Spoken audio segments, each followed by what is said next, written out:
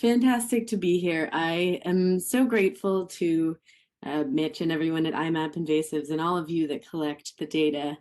I use it all the time in my research, either directly using it to look at how jumping worms move through the landscape, but it also lets me do sort of large-scale regional projects so that I don't have to spend a year running around the state looking for different places that do and do not have jumping worms. So yeah, just super happy to be here and very grateful for any submissions you all have this year. So in North America, in New York State, for the most part, the forests have established in the absence of earthworms. There's certainly a few small populations of native species, but for the most part, the earthworm communities that you're going to meet in New York are going to be entirely not native, coming from either Europe or Asia. A quick schematic of what this looks like on the ground. On the left here, this is sort of what a historical forest in New York would look like, where you have a lot of leaf litter falling down and getting used up slowly, but creating this really thick duff layer on the surface that's home to a lot of different soil fauna and a lot of plant diversity and tree seedlings coming through. Now, when earthworms come through and move in and invade a forest, the first thing that they do is they start eating up all of those leaves and all of that organic matter that's fallen down. And you get just a very, very mixed system without that fluffy microhabitat on the ground. But we're not here to talk about earthworms in general. We're here to talk about a specific group of earthworms, and that is the jumping worms. So they are originally from East Asia, so Korea, Taiwan, and Japan. And they're part of a family of worms that have invaded into North America. They've been here for over 100 years, but really the last couple of decades, they've been popping up as really, really important and spreading quickly. But because we didn't really recognize them as an invader for a long time, they have a bunch of different local names. So you might have heard them by some of these names. There's definitely others out there. But Jersey wigglers, Alabama jumpers, Georgia jumpers, snakeworm, crazy worm, Asian worm, and then megascalcid or pheredamoid worms.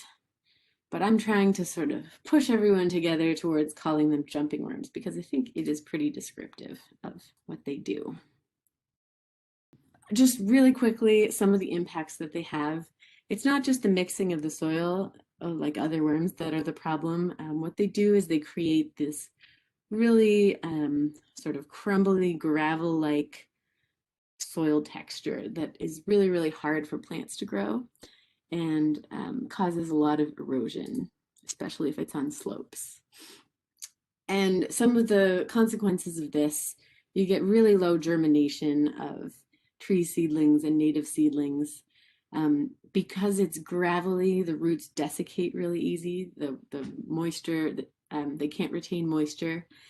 And they also just topple over really easily. If you're a plant trying to go and grow in gravel, it's really, really unstable for rooting. So here's just a couple of contrasting pictures of a forest that I work on that's invaded with jumping worms and one that's not invaded with jumping worms, that's similar in all other respects than the worms. This compounds with other stressors in the forest. So what I've seen with some of my work in New York City is that the native understory plants like this false Solomon seal can survive with jumping worms, they can survive with deer, but when they're exposed to both at the same time, they go locally extinct in a really short time frame. This definitely impacts more than forests. It impacts golf courses, it impacts soccer fields and other places where kids play. A lot of places in New York City have a real problem with keeping any public parks green and functional. And I don't have time to go into all of the other impacts, but as you can imagine, if you change the soil that much, there's ultimately impacts on the native flora and fauna and sort of reverberating up the food chain. Okay, so what are you going to do when you're looking for earthworms, for jumping worms?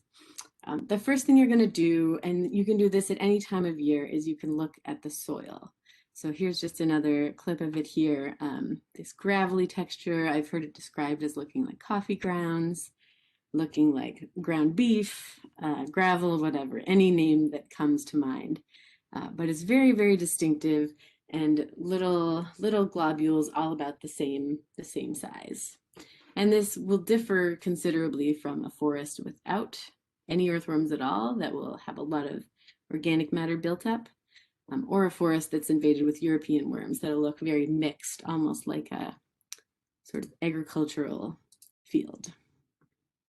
And so right now, when you go out, you're going to be falling in around this sort of July, late June, maybe even August timeframe for looking at jumping worms. So you will mostly be seeing the adult worms, and in some cases, the juvenile worms. If you were to go out from November to April, they're annual species, so you're not going to find the worms. You could potentially find the cocoons, but they are pretty hard to see. But you can still see the soil texture at those times of year. So the first thing you do, you look for the granulated soil, and then the next thing that you can do in the sort of late summer, early fall, is look for the worms themselves. And they're going to be, for the most part, just under this year's leaf litter. And really the key thing to look for is the behavior. So we'll just play a little video for you. Not sure if you can see their movement. It's got a little bit of a lag for me, but here's the YouTube video down here. If you do want to look for yourself, you can just type in jumping worm. Their behavior is really distinctive. They move across the ground kind of like a snake, and really thrash about to get their name, jumping worm. And then the European species move quite a bit differently. If they're agitated, they sort of twirl around, spin themselves around, and to move across the ground, instead of skating like a snake, they sort of expand and contract their setae to move like that. Some quick notes about what the worms themselves look like. At this time of year, they're around 10 or so centimeters, but they can range quite a bit over the season. They're fairly darkly pigmented and can have kind of a metallic sheen in the light.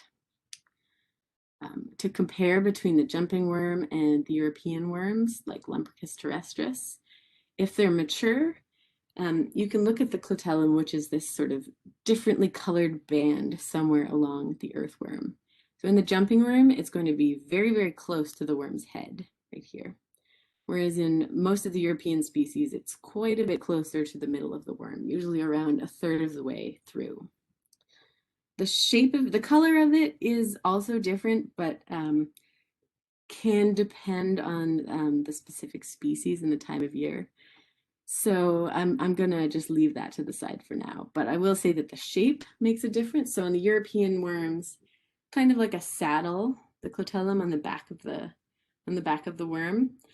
Whereas on the jumping worm, it goes all the way around and is kind of flush with the body, more like a tube or like a ring all the way around.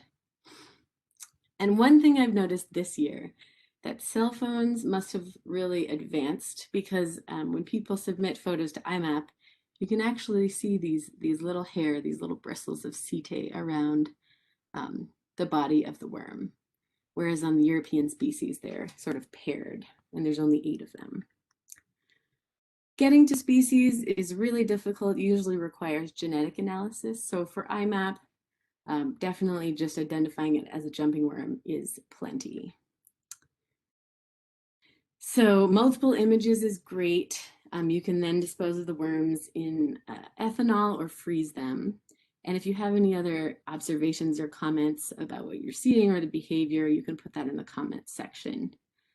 Having something for scale is really helpful. Mature specimens are helpful. Contrasting background, like white background with the darker worms, is great. And even though I showed you that video of a whole bucket of worms, it's better just to have 1 or 2 in the picture. So just a quick summary: visually, you're going to inspect the soil for that granular ground beef appearance. Observe the thrashing behavior. Look for the setae, but don't panic if you can't see it. It's a little bit harder to see. And then if it's an adult worm, you can look at the position and the shape of the clitellum. I think I'm gonna not talk about the management solutions because I'm a little over time, but I will put a little homeowner guide into the chat